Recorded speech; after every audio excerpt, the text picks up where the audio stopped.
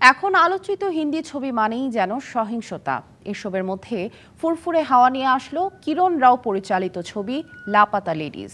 গ্রাম্য সরলতা আর মিষ্টি প্রেমের গল্প নিয়ে প্রায় 12 বছর পর পরিচালনায় ফিরে নেটফ্লিক্সে বাজিমাত করেছেন কিরণ।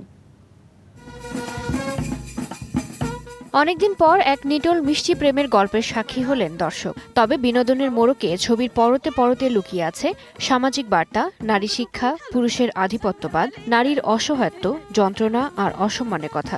বলা হচ্ছে নেটফ্লিক্সের ওয়াচ লিস্টের শীর্ষে উঠে আসা কিরণ রাও পরিচালিত এবং আমির খান প্রযোজিত লাপাতা লেডিসের কথা। কাল রাত কো বিদা করা কে वापस लौट रहा था तो रास्ता में इसकी बीवी खो गई।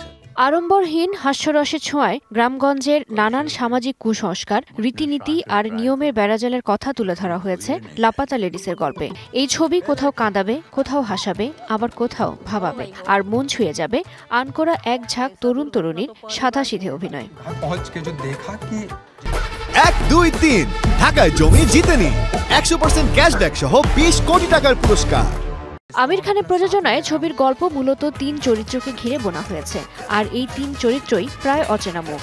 স্পর্শ শ্রীবাস্তব, নিতাংশী গোয়েল আর প্রতিভা রাংটার অভিনয় মন ছুঁয়ে গেছে নেটিজেনদের। ছবি থেকে অন্যতম সেরা প্রাপ্তি রবি কিশনের অভিনয়, সেই সাথে রয়েছে রাম সম্পথের সঙ্গীত পরিচালনা। बिना घूंघट के फोटो नहीं खिंचवाएंगे, बदनामी होगी।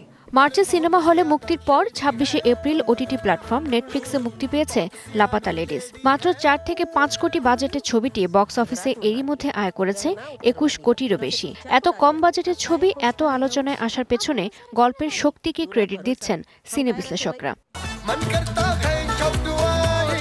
জ্যোতি সরওয়ার, ডিবিসি নিউজ ডেস্ক।